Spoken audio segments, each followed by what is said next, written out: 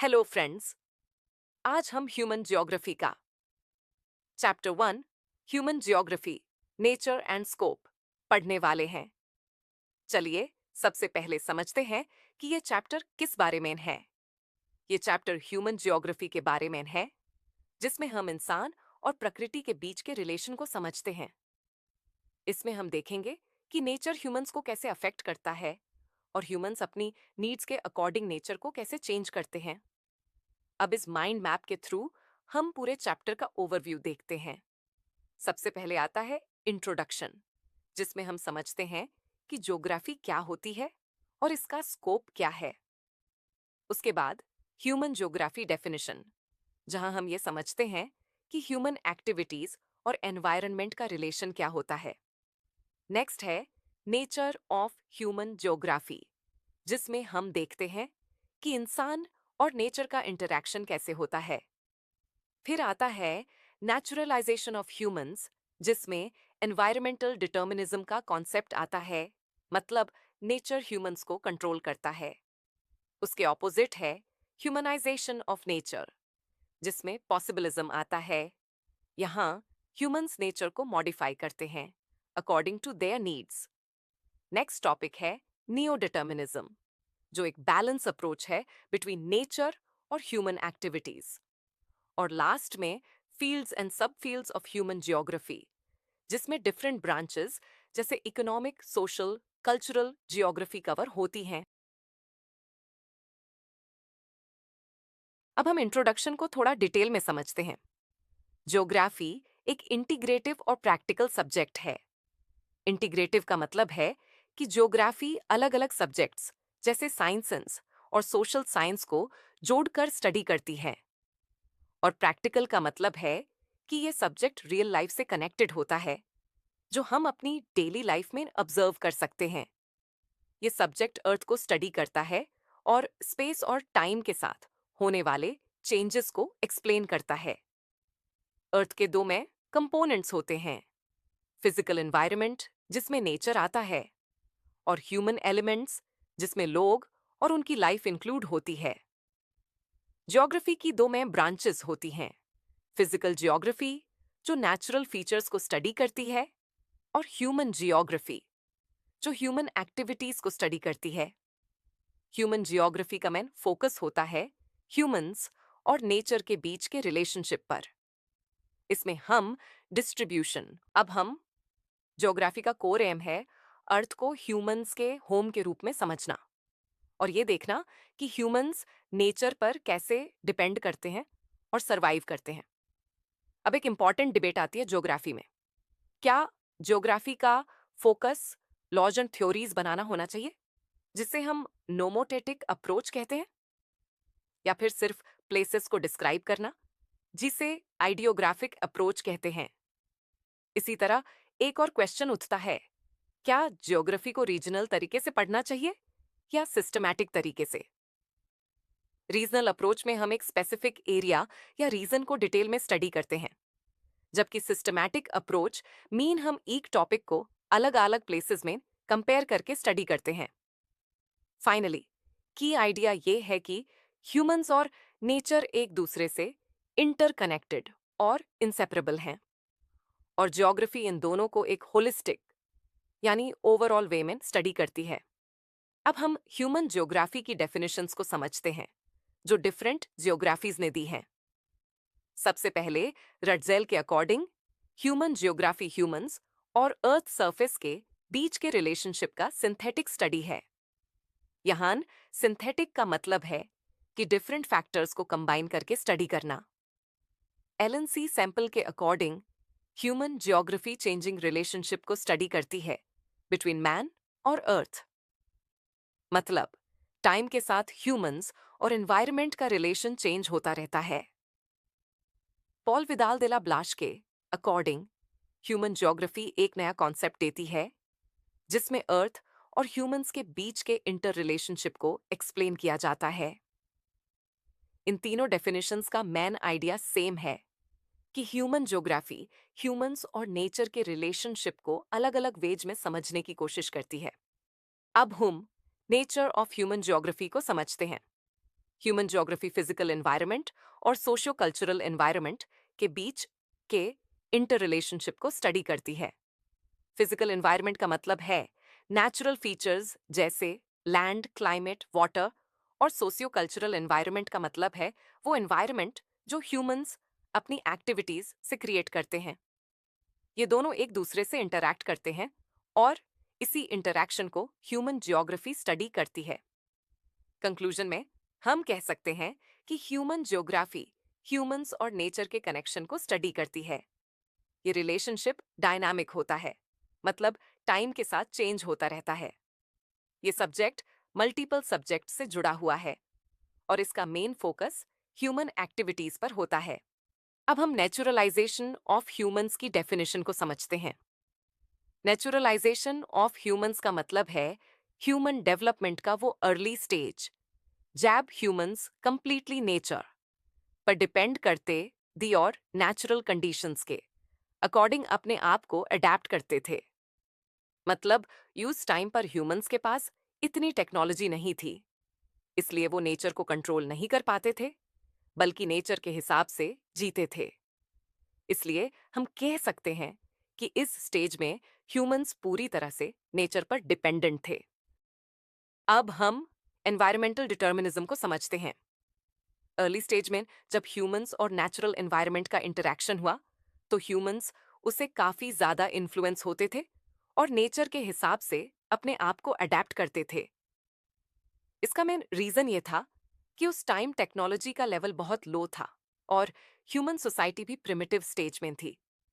इसलिए humans nature को control नहीं कर पाते थे, बल्कि नेचर के रूल्स फॉलो करते थे।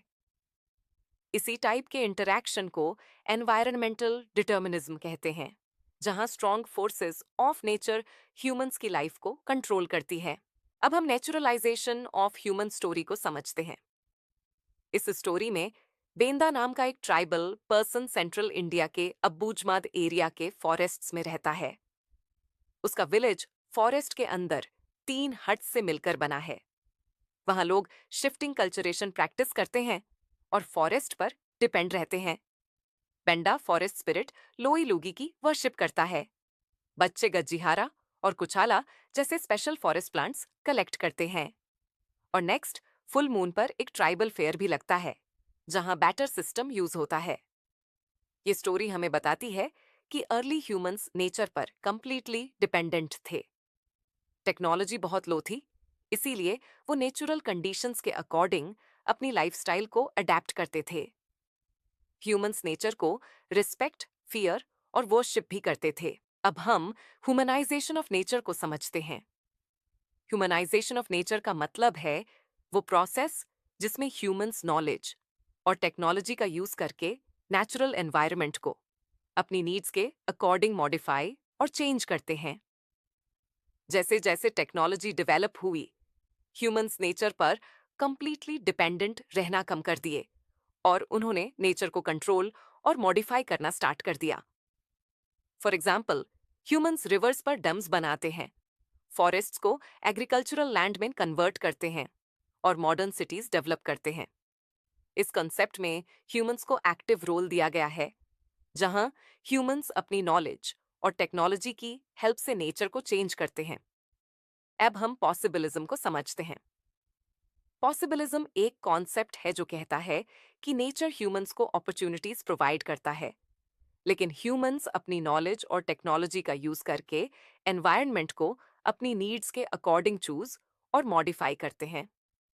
मतलब नेचर सिर्फ पॉसिबिलिटीज देती है, फाइनल डिसीजन ह्यूमंस का होता है कि रिसोर्सेज को कैसे यूज करना है। For example, reverse nature provide करती हैं, लेकिन ह्यूमंस डैम्स, इरिगेशन सिस्टम्स और हाइड्रो इलेक्ट्रिक प्रोजेक्ट्स बनाकर उनका यूज करते हैं। इस कॉन्सेप्ट में ह्यूमंस को एक्टिव और पावरफुल रोल दिया गया है। अब हम ह्यूमनाइजेशन ऑफ नेचर स्टोरी को समझते हैं। इस स्टोरी में ट्रॉन्डहाइम टाउन का एग्जाम्पल दिया गया है, जहां विंटर्स बहुत हर्ष होते हैं विथ हेवी स्नोफॉल और डार्क स्काईज। करी नाम की वुमन टेक्नोलॉजी का यूज करके इन नेचुरल कंडीशंस को मैनेज करती है। वो विंटर टायर्स और पावरफुल कार हेडलाइट्स यूज करती है ताकि सेफली ट्रैवल कर सके। उसका ऑफिस आर्टिफिशियली हीटेड है और यूनिवर्सिटी कैंपस एक ह्यूज ग्लास डोम के अंदर बना हुआ है, जो विंटर में स्नो को बाहर रखता है और समर में सनलाइट को अलाउ करता है। यहाँ टेम्परेचर और लाइटिंग केयरफुली कंट्रोल्ड होते हैं। हर्ष वेदर के बावजूद कारी ट्रॉपिकल फ्रूट्स जैसे बनाना और कीवी एंजॉय करती है, जो वार्मर एरिया से इंपोर्ट किए जाते हैं। इंटरनेट और एयर ट्रैवल की हेल्प से वो न्यू दिल्ली और लंदन जैसे सिटीज से भी कनेक्टेड रहती है। ये स्टोरी दिखाती है कि ह्यूमंस टेक्नोलॉजी और इनोवेशन का यूज करके नेचर को कंट्रोल और मॉडिफाई कर सकते हैं। इसी प्रोसेस को ह्यूमनाइजेशन ऑफ नेचर कहते हैं।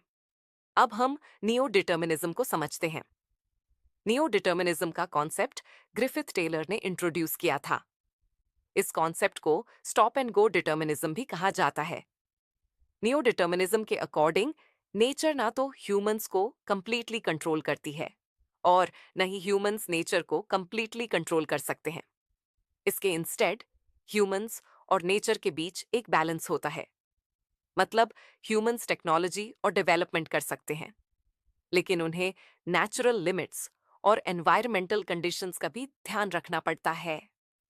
फॉर एग्जाम्पल, ह्यूमंस डैम्स और इंडस्ट्रीज बना सकते हैं, लेकिन अगर नेचुरल बैलेंस इग्नोर किया जाए तो फ्लड्स, पोल्यूशन और क्लाइमेट प्रॉब्लम्स हो सकती हैं। इसलिए नियो डिटर्मिनिज्म ह्यूमंस और नेचर के बीच बैलेंस्ड रिलेशनशिप को सपोर्ट करता है। अब हम स्कूल्स ऑफ थॉट्स को सिंपल वे में समझते हैं। सबसे पहले आता है ह्यूमनिस्टिक स्कूल ऑफ थॉट।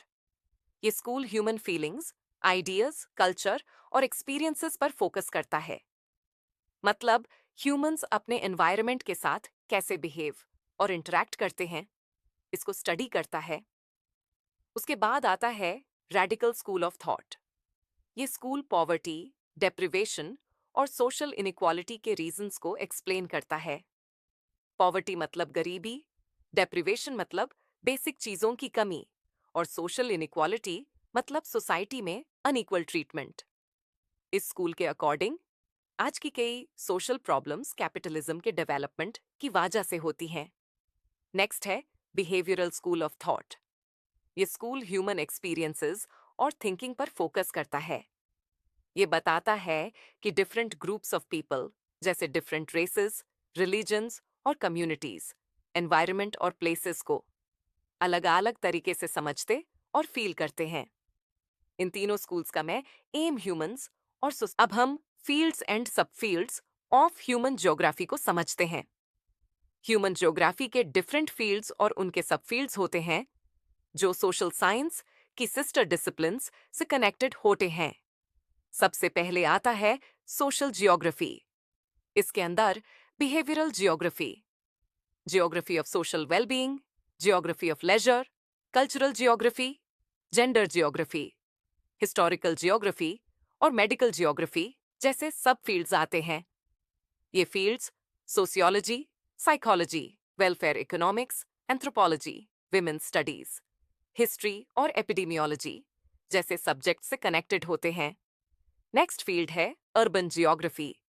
ये अर्बन एरियाज, सिटीज और टाउन प्लानिंग को स्टडी करती है। इसका कनेक्शन अर्बन स्टडीज और प्लानिंग से होता है। उसके बाद आता है पॉलिटिकल जियोग्राफी। इसके अंदर इलेक्टोरल जियोग्राफी और मिलिट्री जियोग्राफी जैसे सब फील्ड्स आते हैं। ये पॉलिटिकल साइंस, सेफोलॉजी यानी इलेक्शन स्टडीज और मिलिट्री साइंस से रिलेटेड होता है। नेक्स्ट है पॉपुलेशन जियोग्राफी। ये ह्यूमन पॉपुलेशन को स्टडी करता है, जैसे पॉपुलेशन साइज, डिस्ट्रीब्यूशन और ग्रोथ। इसका रिलेशन डेमोग्राफी से होता है, जो पॉपुलेशन का डिटेल्ड स्टडी है। नेक्स्ट है सेटलमेंट जियोग्राफी। ये ह्यूमन सेटलमेंट्स यानी विलेजेस और सिटीज को स्टडी करता है। इसका कनेक्शन अर्बन और रूरल प्लानिंग से होता है। उसके बाद आता है इकोनॉमिक जियोग्राफी। ये ह्यूमंस की इकोनॉमिक एक्टिविटीज को स्टडी करता है। इसके अंदर geography of resources, agriculture, industries, marketing, tourism और इंटरनेशनल ट्रेड जैसे सब फील्ड्स आते हैं।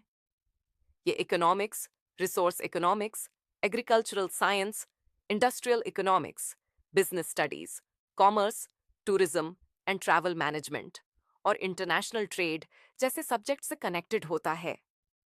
इससे हमें समझ आता है कि ह्यूमन ज्योग्राफी सिर्फ ह्यूमंस को नहीं, बल्कि उनकी इकोनॉमिक एक्टिविटीज और डेवलपमेंट को भी स्टडी करती है।